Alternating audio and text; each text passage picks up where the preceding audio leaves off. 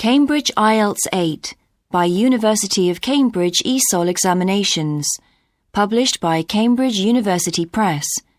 This recording is copyright. CD 2.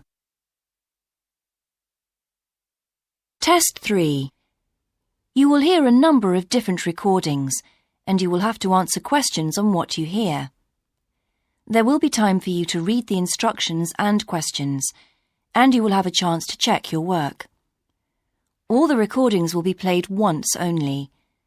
The test is in 4 sections.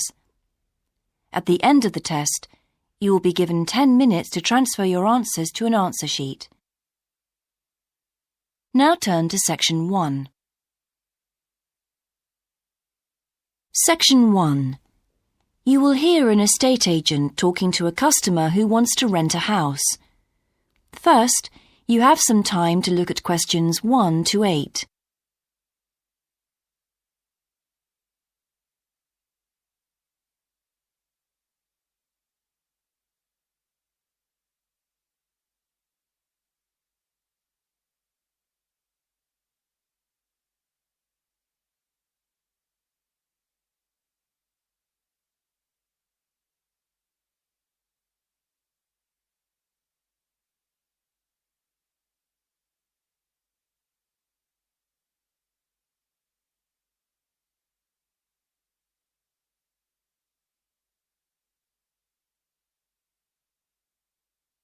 You will see that there is an example that has been done for you. On this occasion only, the conversation relating to this will be played first. Good morning. How can I help you? Hello. I'm interested in renting a house somewhere in the town. Right. Could I have your name, please? Yes, it's Stephen Godfrey. And tell me how many bedrooms you're looking for. Well, we'd need 4 because I'm going to share the house with 3 friends.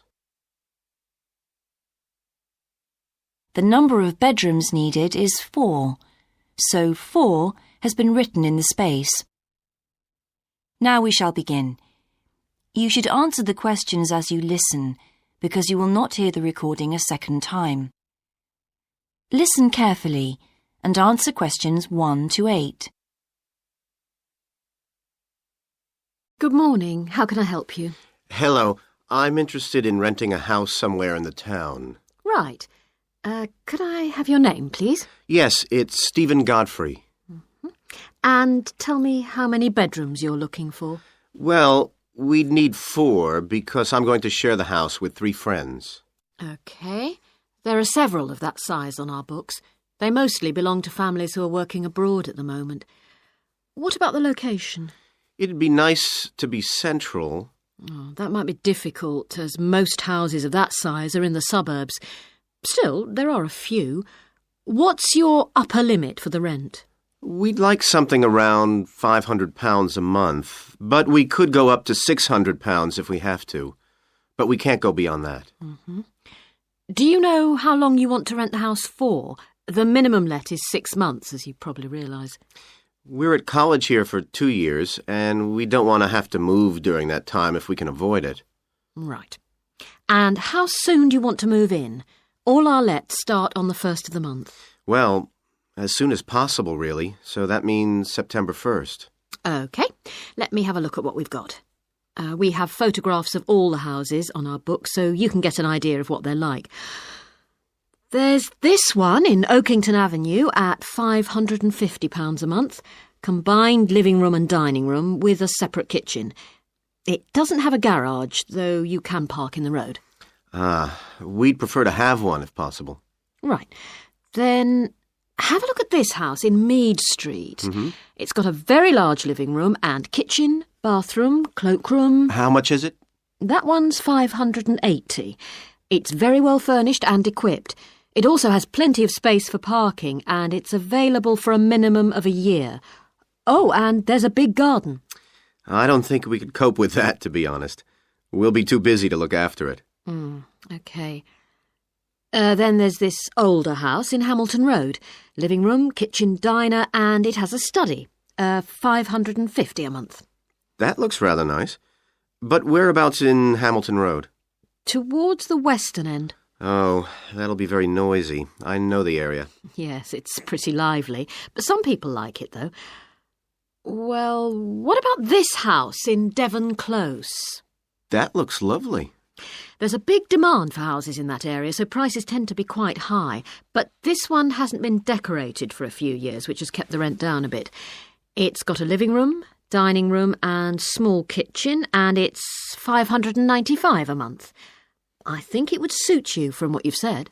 It sounds fine. Before you hear the rest of the conversation, you have some time to look at questions 9 and 10.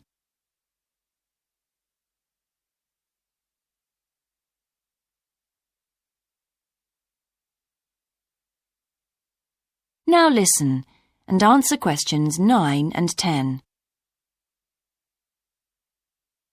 Why is that part of town so popular? Well, there's a big scheme to improve the district, and it'll soon have the best facilities for miles around. What sort of thing? There's a big sports centre under construction, which will be very impressive when it's finished. In fact, the swimming pool's already opened, ahead of schedule, and it's attracting a lot of people. What about cinemas? Are there any in the area? The only one closed down last year, and it's now in the process of being converted into a film museum. The local people are trying to get a new cinema added to the scheme. I think I heard something about a plan to replace the existing concert hall with a larger one. Ah, that's due to start next year. Well, it sounds an interesting area to live in. Could I go and see the house, please? Yes, of course. That is the end of section 1. You now have half a minute to check your answers.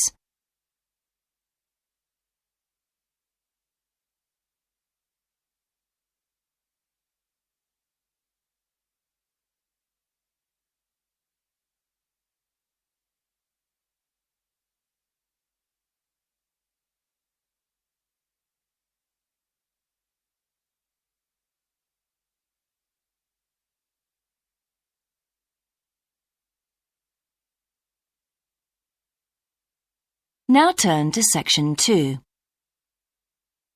Section 2. You will hear a man talking on the radio about a national arts centre.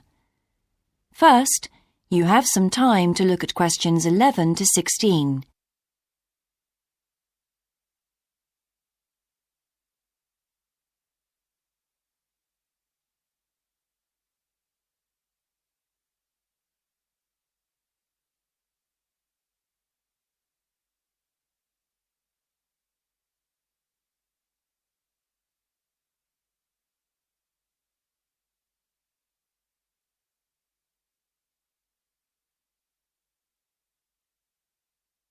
Now listen carefully and answer questions 11 to 16.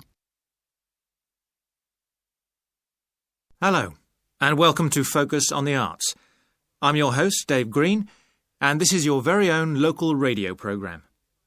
Every Friday evening, we put the spotlight on different arts and culture facilities and look at the shows and events that are on offer in the coming week.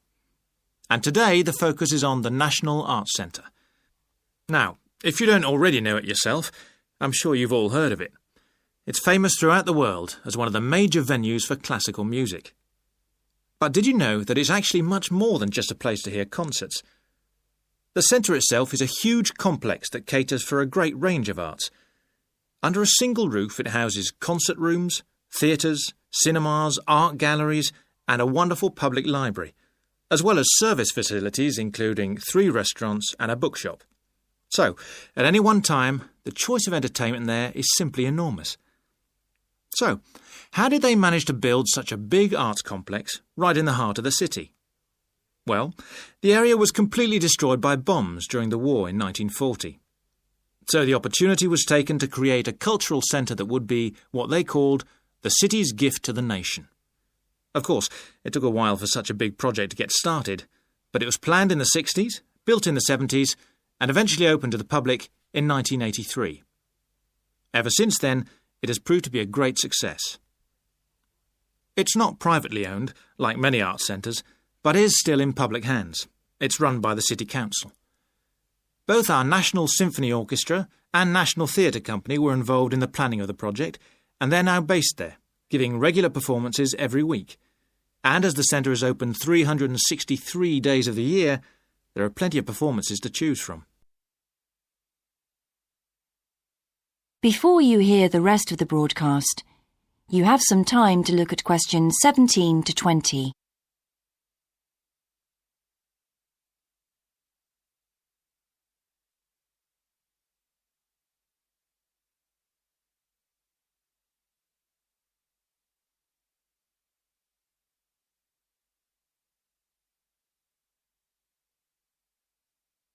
Now listen and answer questions 17 to 20.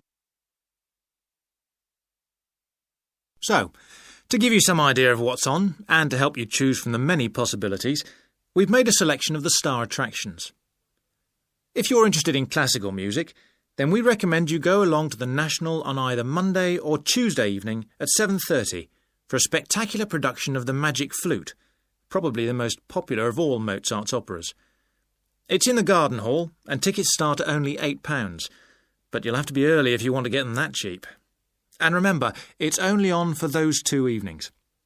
For those more interested in the cinema, you might like to see the new Canadian film, which is showing on Wednesday evening at 8 p.m. in Cinema 2, and that's called 3 Lives. It's had fantastic reviews, and tickets cost just £4.50, which is a reduction on the usual price of £5.50. So, it's really good value, especially for such a great movie. But you can see the centre's main attraction at the weekend, because on Saturday and Sunday, 11 a.m. to 10 p.m, they're showing a wonderful new exhibition that hasn't been seen anywhere else in Europe yet. It's a collection of Chinese art called Faces of China. That's in Gallery 1, and it has some really fascinating paintings and sculptures by leading artists from all over China. And the good news is that it's completely free, so don't miss it. So why not go along to the National Arts Centre next week for one or all of these great events? And you can always pick up a programme and check out all the other performances and exhibitions on offer, or coming soon, on almost every day of the year.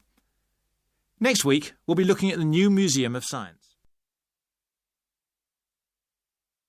That is the end of section 2.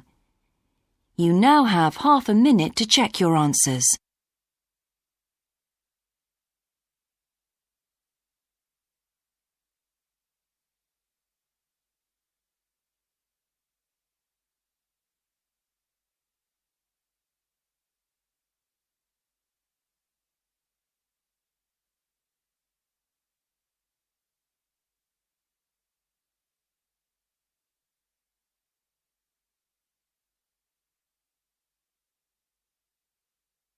Now turn to section 3. Section 3. You will hear a university tutor and a new student called Paul discussing Paul's work experience and Latin American Studies course. First, you have some time to look at questions 21 to 26.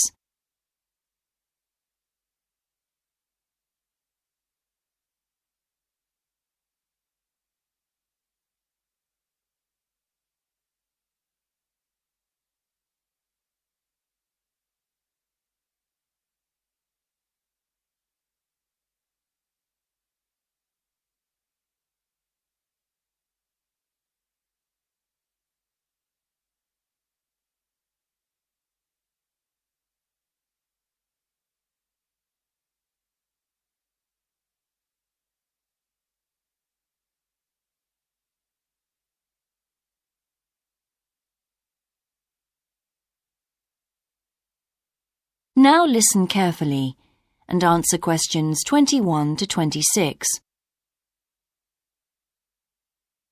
I've been reading your personal statement, Paul. First, let's talk about your work experience in South America. What took you there? Was it to gain more fluency in Spanish? Well, as I'm combining Spanish with Latin American studies, my main idea was to find out more about the way people lived there. My spoken Spanish was already pretty good, in fact. So you weren't too worried about language barriers? No. In fact, I ended up teaching English there, although that wasn't my original choice of work. I see. How did you find out about all this? I found an agency that runs all kinds of voluntary projects in South America. What kind of work? Well, there were several possibilities. You mean construction, engineering work? Yes, getting involved in building projects was an option. Then there was tourism, taking tourists for walks around the volcanoes, which I actually chose to do, and then there was work with local farmers. But you didn't continue with that project. Why not? Because I never really knew whether I'd be needed or not. I'd thought it might be difficult physically, but I was certainly fit enough.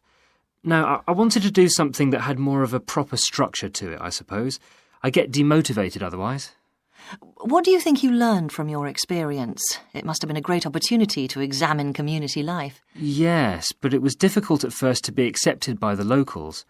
It was a very remote village, and some of them were reluctant to speak to me, although they were always interested in my clothes and how much I had to pay for them. Well, that's understandable. Yes, but things soon improved. What struck me was that when people became more comfortable with me and less suspicious, we really connected with each other in a meaningful way. You made good friends? Yes, with two of the families in particular. Good. What about management? Did you have a project manager? Yes, and he gave me lots of advice and guidance. And was he good at managing too? That wasn't his strong point. I think he was often more interested in the academic side of things than filing reports. He was a bit of a dreamer. And did you have a contract? I had to stay for a minimum of 3 months. My parents were surprised when I asked to stay longer, 6 months in the end. I was so happy there. And did anything on the administration side of things surprise you? What was the food and lodging like?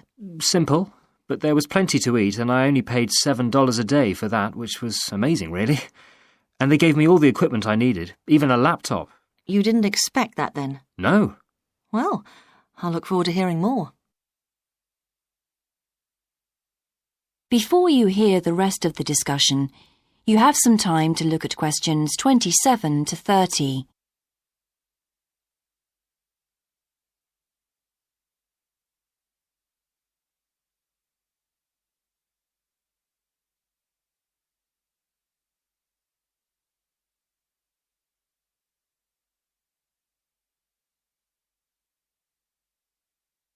Now listen and answer questions 27 to 30. But now let's look at these modules. You'll need to start thinking about which ones you'll definitely want to study. The first one here is Gender Studies in Latin America. It looks at how gender analysis is reconfiguring civil society in Latin America. Women are increasingly occupying positions in government and in other elected leadership positions in Latin America. I think you'd find it interesting. If it was to do with people in the villages rather than those in the public sphere, I would. OK. What about second language acquisition? Do you think I'd find that useful? Well, you've had some practical experience in the field. I think it would be. I hadn't thought about that. I'll put that down as a definite then. OK. What about Indigenous women's lives? That sounds appropriate. I thought so too, but I looked at last year's exam questions and that changed my mind. Don't judge the value of the course on that. Maybe talk to some other students first and we can talk about it again later. OK. Yes, and lastly, will you sign up for Portuguese lessons? My Spanish is good, so would I find that module easy? Not necessarily. Some people find that Spanish interferes with learning Portuguese, getting the accent right too. It's quite different in a lot of ways. Well, I'd much sooner do something else then. All right. Now, what we need to do is make a... That is the end of section 3. You now have half a minute to check your answers.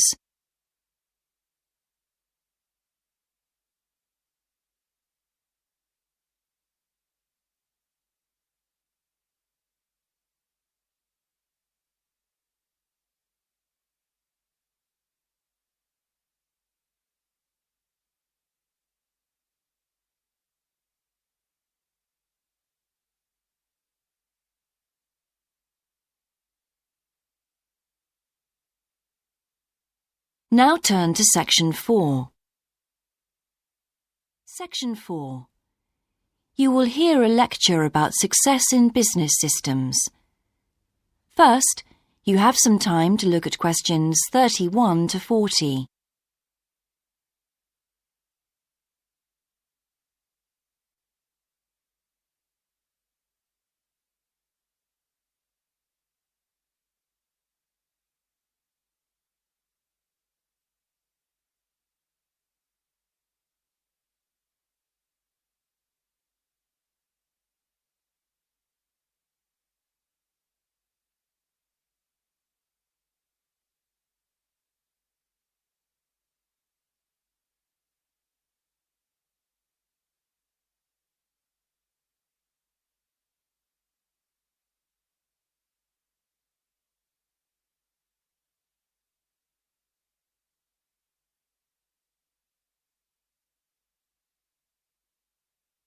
Now listen carefully and answer questions 31 to 40. Good morning, everyone. In the last few lectures, I've been dealing with business finance, but now I'm going to move on to business systems. And in today's lecture, I'm going to talk about what can go wrong when businesses try to copy their own best practices. Once a business has successfully introduced a new process, managing a branch bank, say, or selling a new product, the parent organization naturally wants to repeat that success and capture it, if possible, on a bigger scale. The goal, then, is to utilize existing knowledge and not to generate new knowledge. It's a less glamorous activity than pure innovation, but it actually happens more often, as a matter of fact.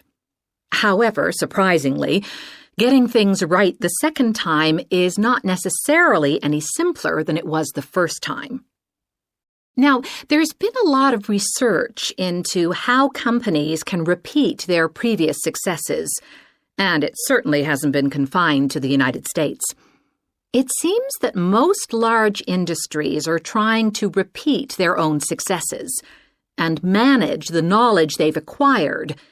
But even so, it has been shown that the overwhelming majority of attempts fail. A host of studies confirm this, covering a wide range of business settings: branch banks, retail stores, real estate agencies, factories, call centers, to name but a few. So why do so few managers get things right the second or third time? Let's consider one reason for failure: placing too much trust in the people who are running the successful operation, the experts, shall we say. Managers who want to apply existing knowledge typically start off by going to an expert, such as the person who designed and is running a successful department store, and picking their brains.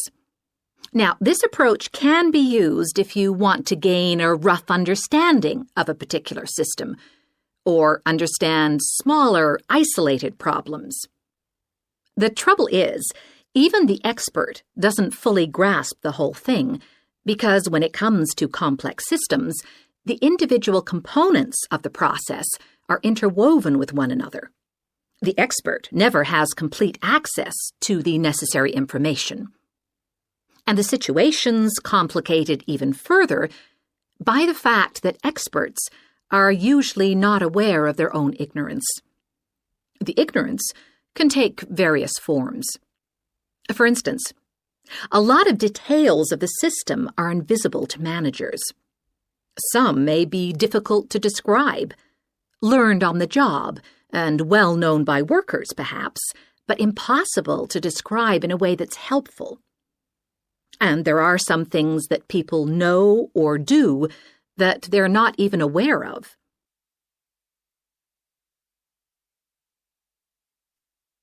Now, let's consider two types of mistake that can occur when a manager actually starts to set up a duplicate system to replicate a successful process.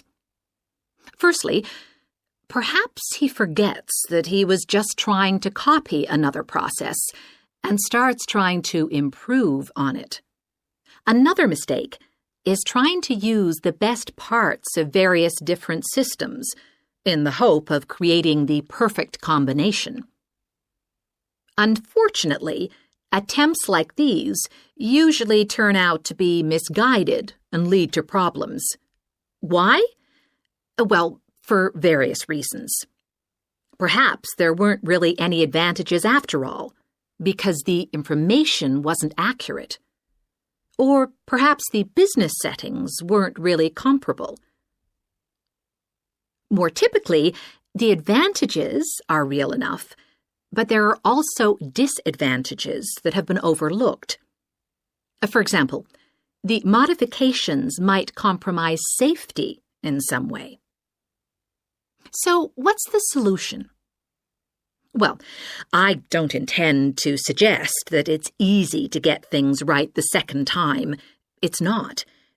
But the underlying problem has more to do with attitudes than the actual difficulty of the task, and there are ways of getting it right. These involve adjusting attitudes, first of all. Being more realistic and cautious, really. Secondly, they involve exerting strict controls on the organizational and operational systems. And this, in turn, means copying the original as closely as possible.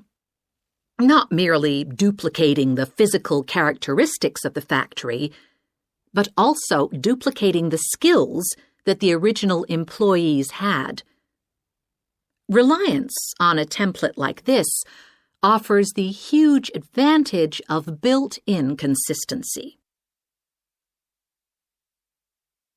That is the end of section 4. You now have half a minute to check your answers.